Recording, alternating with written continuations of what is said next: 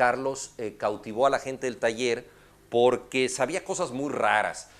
Por un lado, era una persona que conocía muchos temas de deportes, había practicado el fútbol americano y tenía toda una lógica y todo un código de honor que tenía que ver como con cierto sentido gremial y yo incluso diría ritual, conectado con lo que serían los deportes de contacto. Pero al mismo tiempo era estudiante de química o había sido estudiante de química y tenía sabidurías científicas que a todos nos parecían rarísimas porque nadie tenía la menor idea de lo que era la ciencia. Por otra parte, a Carlos Chimal le interesaba mucho en aquella época la contracultura relacionada con el mundo del rock, relacionada con formas alternativas del conocimiento y de la comunicación. Era una literatura que trataba de ahondar en los descubrimientos del punto de vista juvenil, el encuentro epifánico con un mundo novedoso a partir de la contracultura, a partir de los festivales de rock, a partir de las nuevas formas de comportamiento que había traído la década de los 60 y la era de Acuario, pero también una profundización en formas de conocimiento que tenía que ver con sus otros gustos, con lo que sabía de ciencia. Muchos años después se convertiría en un notable divulgador científico. Carlos Chimal era, en el mejor de los sentidos, un autor hermético, es decir, textos que eran difíciles, pero que había una clave para llegar a ellos, una clave muchas veces luminosa. Creo que también la narrativa de Carlos Chimal tenía por entonces como tema común la errancia, el viaje como aventura, ya sea el viaje interior, introspectivo, que tiene que ver muchas veces con la meditación, con el sueño o con los estados alterados de conciencia, o el viaje como desplazamiento, el viaje como aventura sin brújula, el viaje sin mapas, esta errancia en el camino que puede llevar a un personaje a Moscú, o que lo puede llevar a California, o que lo puede llevar a una playa desierta. Un poco el viaje que transforma a la persona que está viajando. Es decir, no es un viaje hacia una meta, sino que el método, el sistema es el viaje mismo. Es decir, viajar da un conocimiento. Los cuentos de Chimal, muchas veces desconcertantes, fueron creando, yo creo que entre nosotros, un hábito de lectura, y no solo eso, sino una especie de adicción. Es decir, los cuentos de Chimal uno los puede leer en distintas velocidades, en ocasiones uno entra más por la textura del idioma, un trabajo muy musical, entra más por la sensualidad de la prosa, y después llega al significado de la trama. En otros no, en otros la trama es muy evidente, incluso muchas veces divertida, jocosa, o incluso con un suspenso dramático y casi policial. Él sigue, yo creo que básicamente tres carreras: la de la literatura, la de la ciencia y la de la amistad. Un cuento es una forma literaria tan delicada que si no es uno bueno, pues el cuento se cae totalmente de las manos. A veces las novelas no muy buenas aguantan más porque uno cree que va a venir algo mejor, pero en un cuento, como ahí está todo, pues se da uno cuenta que no va a venir otra cosa, entonces se caen.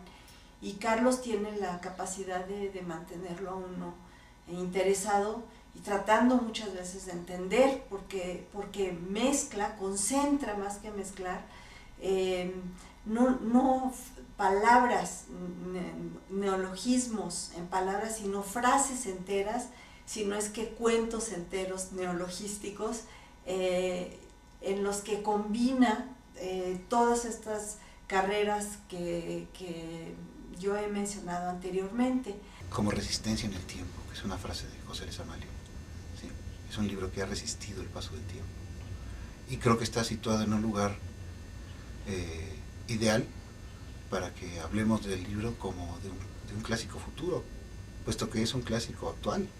Es decir, es un libro que no ha envejecido, dicho de otro modo. No solo no ha envejecido, sino que tiene una extraordinaria frescura. Es una escritura extraña, ¿sí? Recuerdo otro poeta que es Rubén Darío. Si Rubén Darío escribiera ahora Los Raros, ahí habría una semblanza de Carlos Chimal. Creo que en cada momento, en cada época, no sé cada cuánto tiempo aparecen escritores extraños. Escritores extraños que al paso del tiempo no pierden su extrañeza, ¿sí? Es decir, no se normaliza lo que hicieron, no entra en un código que todo el mundo puede reconocer a primera vista y sin problemas, ¿sí? La extrañeza de Shakespeare, la extrañeza de los clásicos, la extrañeza de Rulfo, sigue siendo tal. Y en ese sentido, la escritura verdaderamente original, genuinamente original, sigue siendo extraña, sigue diciéndonos cosas, está viva, ¿sí? Es decir, no es una extrañeza inerte, es una extrañeza viva, es una extrañeza dinámica, es una extrañeza que tiene latido, que tiene su propio brillo, ¿verdad? Es realmente un instrumento lleno de agudezas y que pasan a la página y que se proyectan en la lectura y que llenan los ojos y la imaginación de brillos y de experiencias y de pequeñas vivencias que hacen en conjunto una experiencia literaria en el mejor sentido de la palabra, más allá de la normalidad o de la normalización, de la codificación, de la digamos, inmovilización, ¿no? De muchos textos que no tienen vigencia, que no tienen futuridad, que no tienen fuerza para sobrevivir o para resistir en el tiempo, como los objetos literarios que realmente valen la pena, como este libro. Carlos le ha dado voz a esta ciudad terrible, a esta ciudad donde difícilmente la gente se entiende, una ciudad que pareciera una televisión encendida todo el tiempo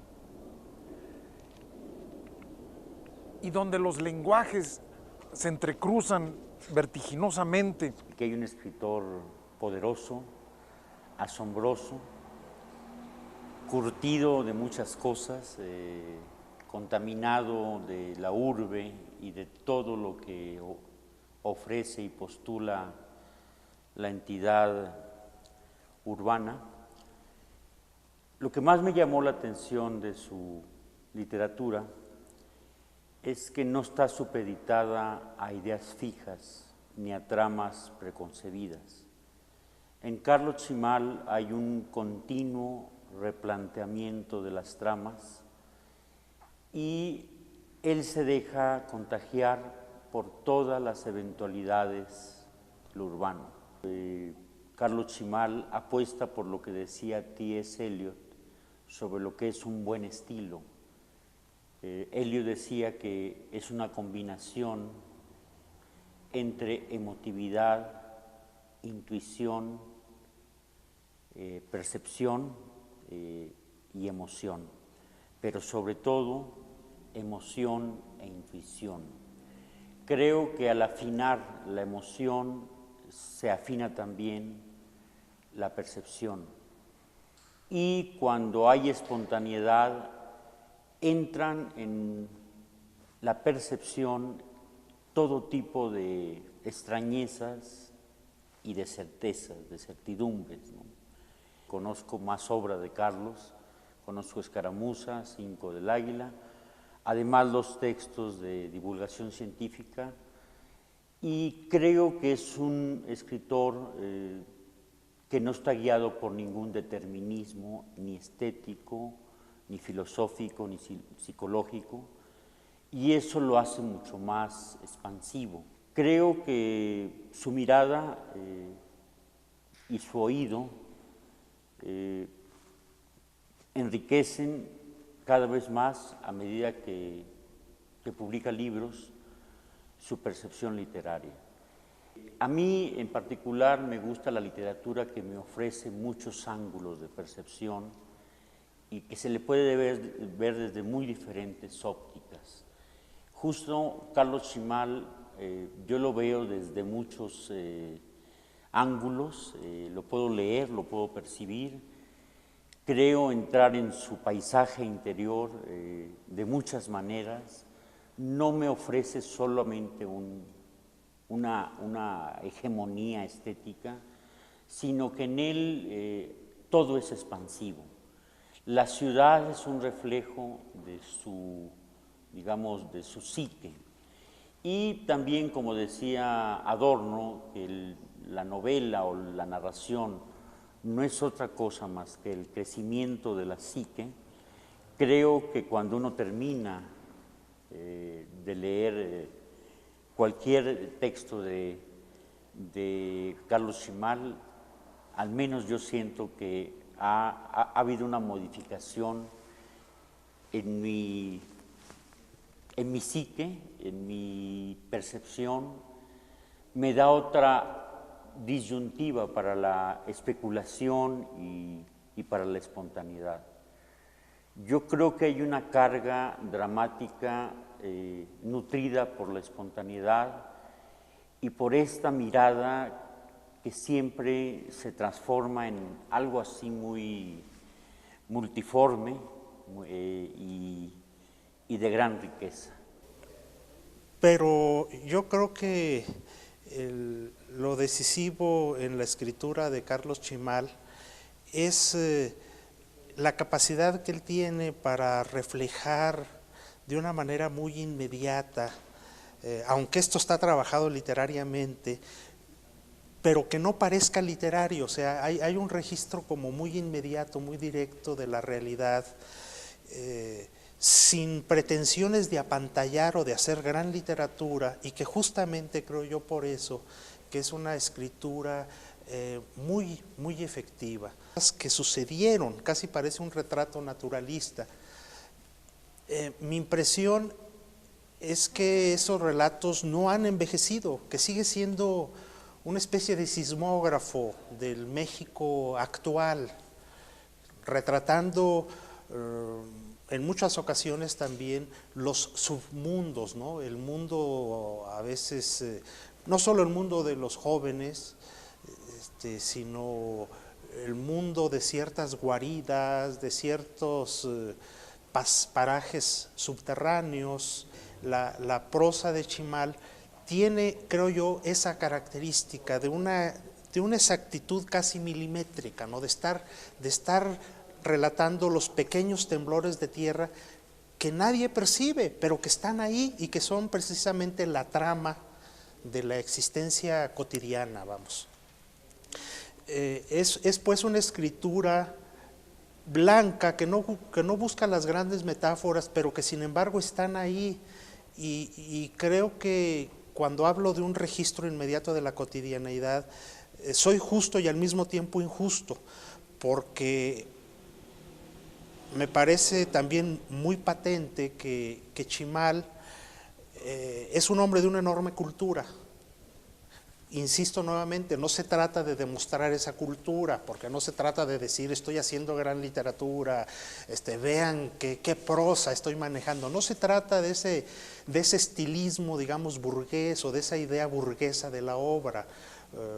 Por eso hay una especie de escritura blanca, creo yo, en Chimal, pero donde en ciertos pasajes nos damos cuenta pues que lo mismo está muy enterado de este personaje Viberkov, que está muy enterado de Eliot, de Octavio Paz, en fin, incluso hasta jugando con una suerte de parodia de la tierra baldía en algún momento, en alguno de los relatos. Y además no se nota, porque no hay ese afán culto, digamos, ¿no? de lucirse. También sería muy de llamar la atención, a mi modo de ver, la cultura científica que está también ya en el joven narrador Chimal, vamos. Siento que él tiene una predilección, y quizás aquí puedo establecer un enlace, porque yo hablaba de microtemblores de tierra, ¿no? De microsismos, ¿no? Quizás esto está relacionado también con un afán casi microscópico o molecular, ¿no? De qué está pasando en la información genética, qué está pasando a nivel de hormonas, a nivel molecular. Hay ciertos pasajes donde se siente, pues, y creo que es parte del universo tan completo que está manejando Chimal, pues se siente una cultura literaria y también una cultura científica. Pero todo esto al servicio pues de contar la historia, las microhistorias, los microsucesos que constituyen la vida de los personajes.